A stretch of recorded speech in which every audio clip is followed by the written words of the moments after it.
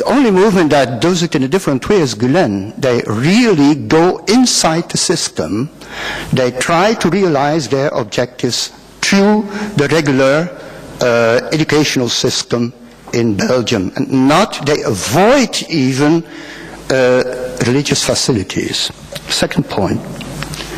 Third point, the paradigm used to transfer education is, and there I quote the director of Prisma, which is an educational Gülen-inspired initiative in Brussels. They say, well, the image of a Turkish community as a closed community that lives in diasporas must change.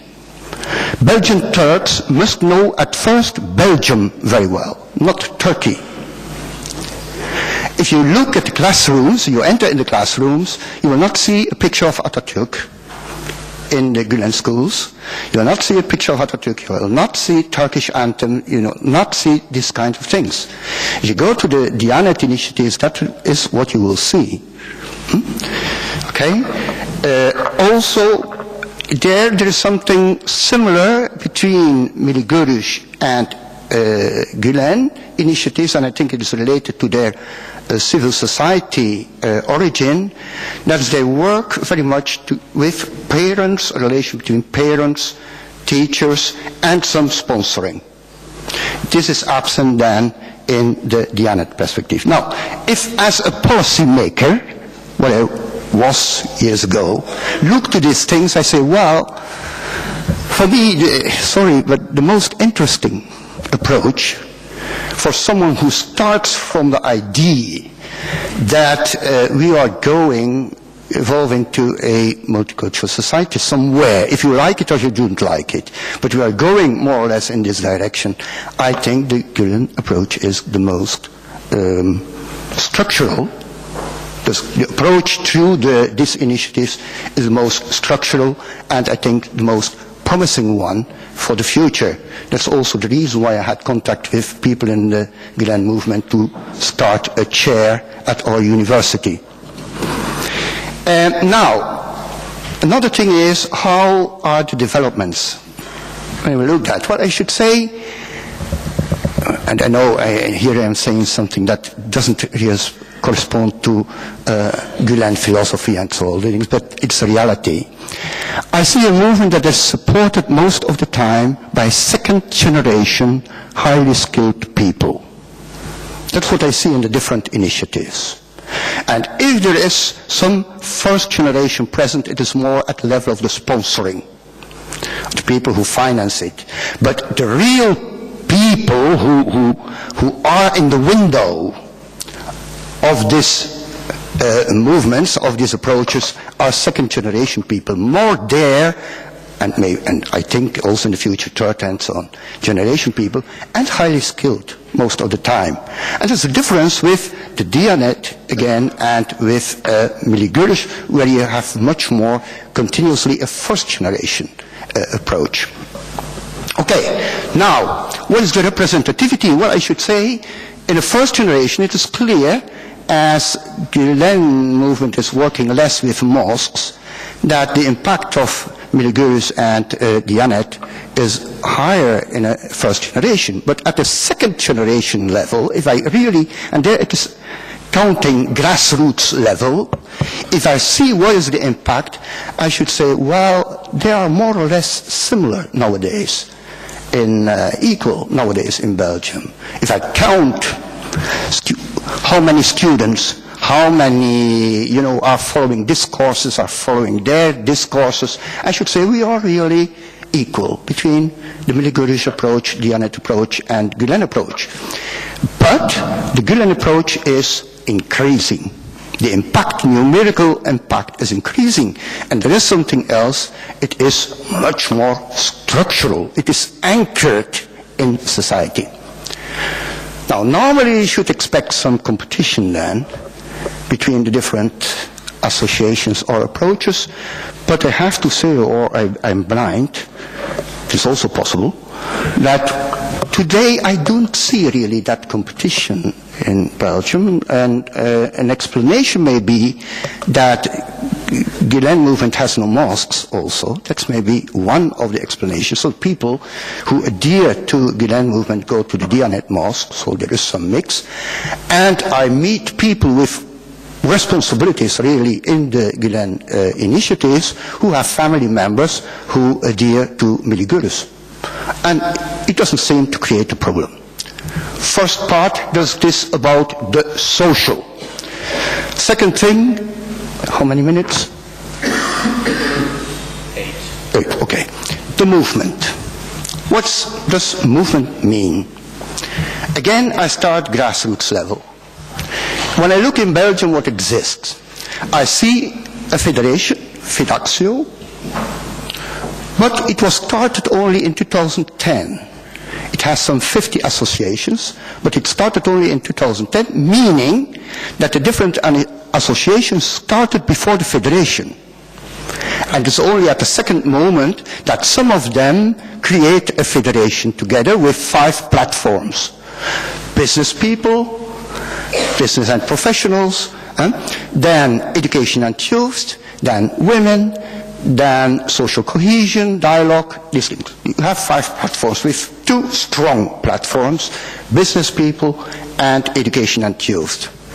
But I say the federational aspect comes at a later moment. It's not at the beginning.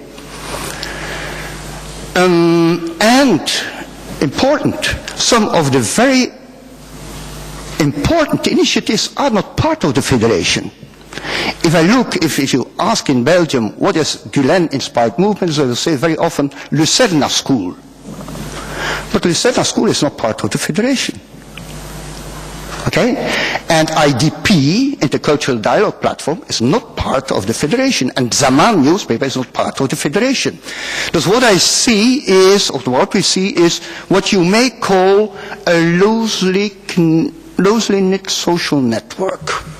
The people know one another, but not even so much, you know. When I ask it at Lucerna School, there is in the French part of Belgium, École des Étoiles. And I asked them, can you put me in contact with them? They said, well, we should like to do it, but we don't know them. Okay?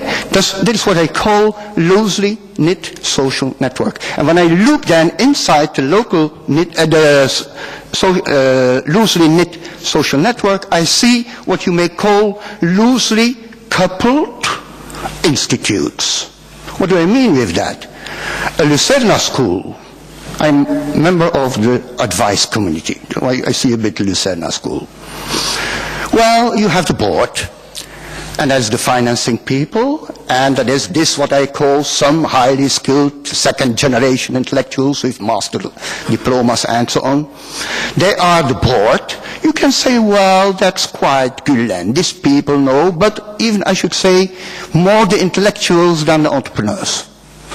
The entrepreneurs have also some other, you know, for entrepreneurs, yes, they finance, but they have also other interests than only religious. Their interest is also to have good contacts with Flemish Unizo, which is the representing body of all the entrepreneurs.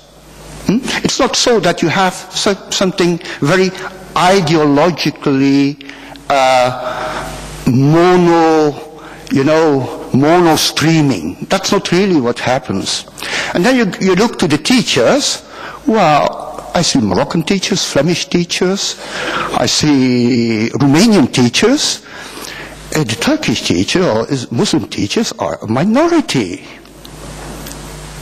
Don't tell me that all these other people are reading Gülen. They are not reading Gülen. But what they have to do, they have to adhere to some aspects of the project. And then the parents, well, I claim that some parents are even, I don't want to generalize, are even shopping between different approaches in migration. They put at elementary school, they say to their kids to follow Turkish lessons, and then they go for secondary school to the Lucerna school, where Turkish is quasi forbidden to be spoken at school. Okay? So that's what I call a loosely knit social network with loosely coupled institutes in it. My God, we call that a movement. Yeah, it's a movement. And I had still a discussion this morning because I have a problem with the word movement.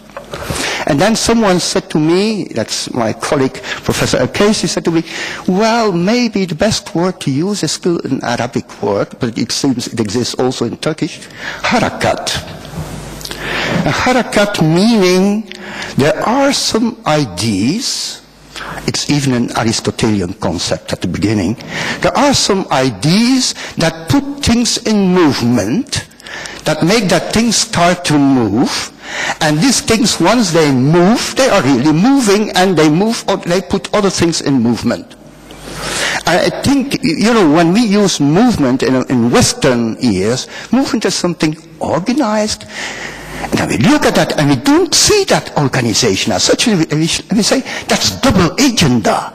They are hiding something. Because we don't see the hierarchy. There will be someone there who organizes it. But honestly, I'm looking already 2-3 years to that. I'm looking 2-3 years to that because you imagine at my university when we proposed the chair, they Google and they say, Gülen, what is behind that? And I say, listen, as an anthropologist, I'm really running in the field to discover, and I don't see, I think there is something related a bit at Islamic tradition in it, but very modern. Now, now I come to something, and there it may be different between Turkey and the diaspora. Why do I think that second generation intellectuals are so attracted by this concept? I think because it is Islam related at modernity.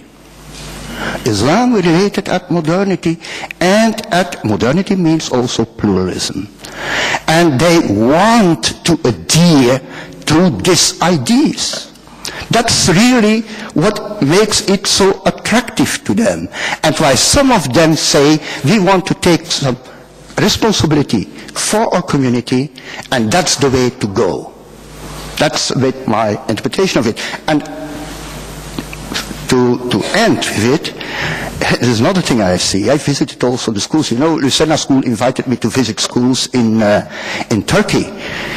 I was a bit surprised because they are different. Just don't think that all things that are Gülen inspired are equal. They are not. If I go to the schools in Istanbul, I see schools where they say multilingual education from the beginning, even in one school, Chinese, imagine. Or you may choose between Chinese and Russian as second or third language. In Belgium, if you go look in Flanders, they say, oh no, only Dutch. Only Dutch, because we want to integrate, you see, and even no Turkish. So there is not such a thing as, I think, a movement as a very well structured organization. I really do think, and I think that we have to go back to old Aristotle and to a certain Islamic tradition to understand what the concept of movement really means. Thank you.